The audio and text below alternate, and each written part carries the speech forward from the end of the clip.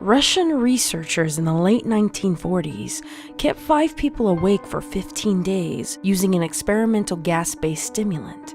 They were kept in a sealed environment to carefully monitor their oxygen intake so the gas didn't kill them, since it was toxic in high concentrations. This was before closed-circuit cameras, so they only had microphones and 5-inch thick glass porthole-sized windows into the chamber to monitor them. The chamber was stocked with books, cots to sleep on, but no bedding, running water and toilet, and enough dry food to last all 5 for over a month.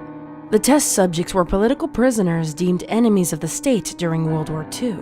Everything was fine for the first 5 days. The test subjects hardly complained, having been promised, falsely, that they would be freed if they submitted to the test and did not sleep for 30 days. Their conversations and activities were monitored, and it was noted that they had continued to talk about increasingly traumatic events in their past. And the general tone of their conversations took on a darker aspect after the 4-day mark. After 5 days, they started to complain about the circumstances and events that led them to where they were, and started to demonstrate severe paranoia. They stopped talking to each other and began alternately whispering into the microphones and one-way mirrored portholes. Oddly, they seemed to think that they could win the trust of the experimenters by turning over their comrades, the other subjects in captivity with them. At first, the researchers suspected this was an effect of the gas itself. After day 9, the first of them started screaming. He ran the length of the chamber, repeatedly yelling at the top of his lungs for 3 hours straight. He continued attempting to scream, but was only able to produce occasional squeaks. The researchers postulated that he had physically torn his vocal cords. The most surprising thing about this behavior is how the other captives reacted to it, or rather, how they didn't react to it. They continued whispering into the microphones until the second of the captives started to scream. The 2 non-screaming captives took books apart, smearing page after page with their own feces, and pasted them calmly over the glass portholes. The screaming promptly stopped. So did the whispering on the microphones. After 3 more days passed, the researchers checked the microphones hourly to make sure they were still working, since they thought it was impossible that no sound could be coming from the 3 people inside. The oxygen consumption in the chamber indicated that all 5 must still be alive. In fact, it was the amount of oxygen 5 people would consume at a very heavy level of strenuous exercise. On the morning of the 14th day, the researchers did something they said they would not do to get a reaction out of the captives. They used the intercom inside the chamber, hoping to provoke any response from the captives they were afraid were either dead or vegetables. They announced, "We are opening the chamber to test the microphones. Step away from the door and lay flat on the floor or you will be shot. Compliance will earn one of you your immediate freedom."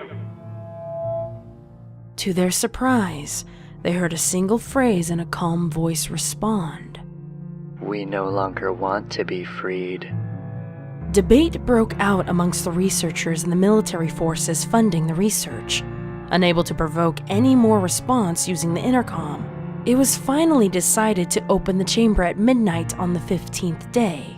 The chamber was flushed of the stimulant gas and filled with fresh air, and immediately voices from the microphones began to object.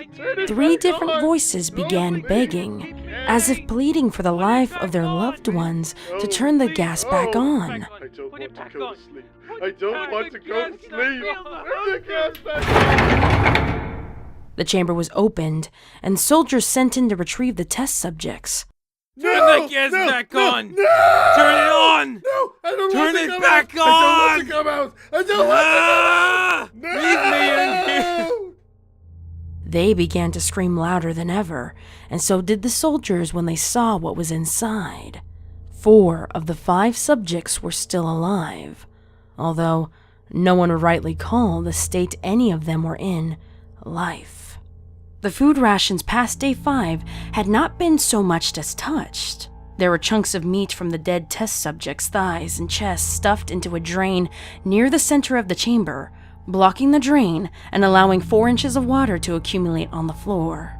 Precisely how much of the water on the floor was actually blood was never determined. All 4 surviving test subjects also had large portions of skin and muscle torn away from their bodies. The destruction of flesh and exposed bone on their fingertips indicated that the wounds were inflicted by hand, not with teeth, as the researchers initially thought. Closer examination to the position and angles of the wounds indicated that most, if not all of them, were self-inflicted. The abdominal organs below the ribcage of all 4 test subjects had been removed, while the heart, lungs, and diaphragm remained in place. The skin and most of the muscles attached to the ribs had been ripped off, exposing the lungs through the ribcage. All the blood vessels and organs remained intact. They had just been taken out and laid on the floor, fanning out around the eviscerated but still alive bodies of the subjects. Digestive tracts for all 4 could be seen to be working, digesting food. It quickly became apparent that they were digesting their own flesh that they had ripped off and eaten over the course of days. Most of the soldiers were Russian special operatives at the facility, but still many refused to return to the chamber to remove the test subjects. They continued to scream to be left in the chamber and alternately begged and demanded to have the gas turned back on, lest they fall asleep. To everyone's surprise, the test subjects put up a fierce fight in the process of being removed from the chamber. One of the Russian soldiers died from having his throat ripped out. Another was gravely injured by having his testicles ripped off and an artery of his leg severed by one of the test subjects' teeth. Another 5 soldiers lost their lives, if you count the ones that committed suicide within the weeks following the incident. In the struggle, one of the 4 living test subjects had his spleen ruptured and he bled out almost immediately. The medical researchers attempted to sedate him, but this proved impossible.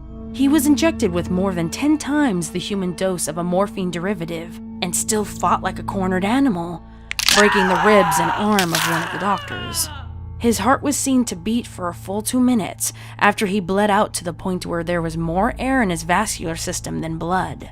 Even after it stopped, he continued to scream and flail for another 3 minutes, struggling to attack anyone within reach, and just repeating the word more over and over, weaker and weaker, until he finally fell silent.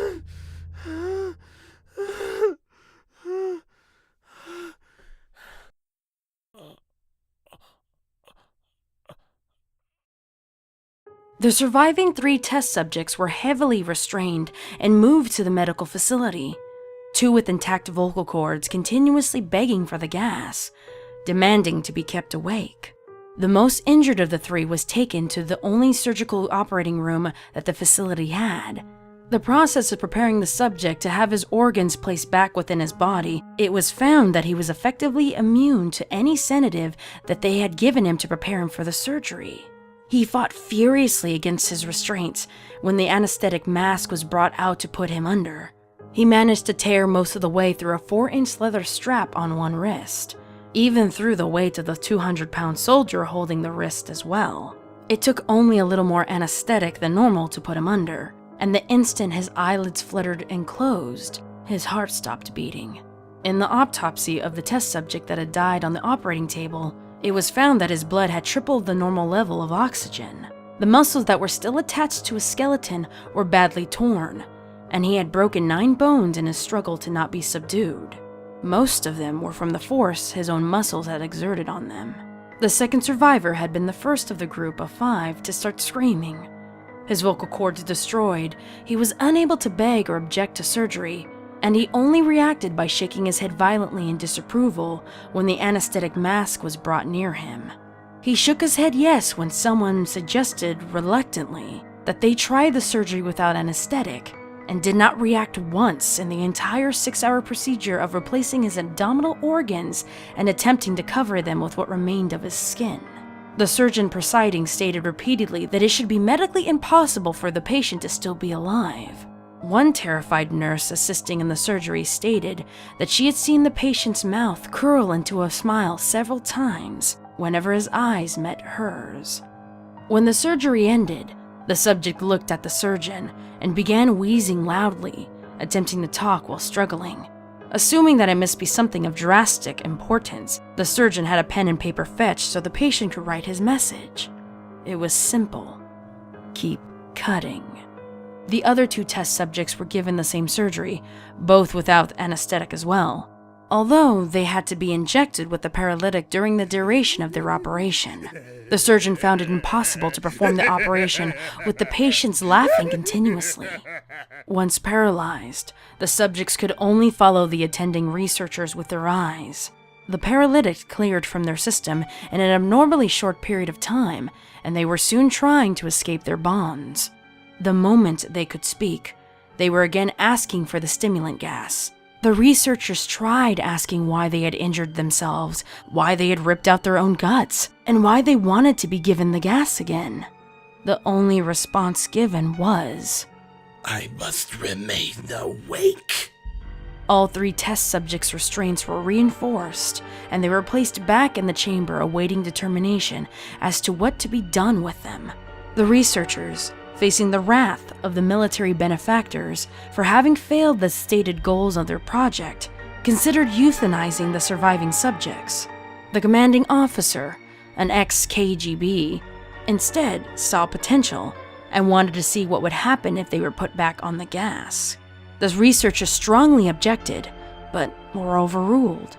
In preparation for being sealed in the chamber again, the subjects were connected to an EEG monitor and had their restraints padded for long-term confinement. To everyone's surprise, all 3 stopped struggling the moment it was let slip that they were going to be put back on the gas. It was obvious at this point that all 3 were putting up a great struggle to stay awake. One of the subjects that could speak was humming loudly and continuously. The mute subject was straining his legs against the leather bounds with all of his might, first left, then right, then left again for something to focus on. The remaining test subject was holding his head off of his pillow and blinking rapidly. Having been the first to be wired to the EEG, most of the researchers who were monitoring his brainwaves were surprised. They were normal most of the time, but sometimes flatlined inexplicably. It looked as if he was repeatedly suffering brain death before returning to normal. As they focused on the paper scrolling out of the brainwave monitor only, one nurse saw his eyes slip shut at the same moment his head hit the pillow. His brainwaves immediately changed to that of deep sleep, then flatlined for the last time as his heart simultaneously stopped. The only remaining subject that could speak started screaming to be sealed in now. His brainwaves showed the same flat lines as the one who had just died from falling asleep. The commander gave the order to seal the chamber with both test subjects inside, as well as 3 researchers. One of the named 3 immediately drew his gun and shot the commander point blank between the eyes, then turned the gun on the mute subject and blew his brains out as well. He pointed the gun at the remaining test subject, still restrained to the bed, as the remaining members of the medical and research team fled the room. I won't be locked in here with these things. Not with you. He screamed at the man strapped to the table. What are you? I must know. The subject smiled. Have you forgotten so easily? The subject asked. We are you. We are the madness that lurks within you all, begging to be free at every moment in your deepest animal mind. We are what you hide from in your beds every night. We are what you sedate into silence and paralysis when you go to the nocturnal haven where we cannot tread. The researcher paused, then aimed at the subject's heart and fired. The EEG flatlined as the subject merely choked out. So nearly free.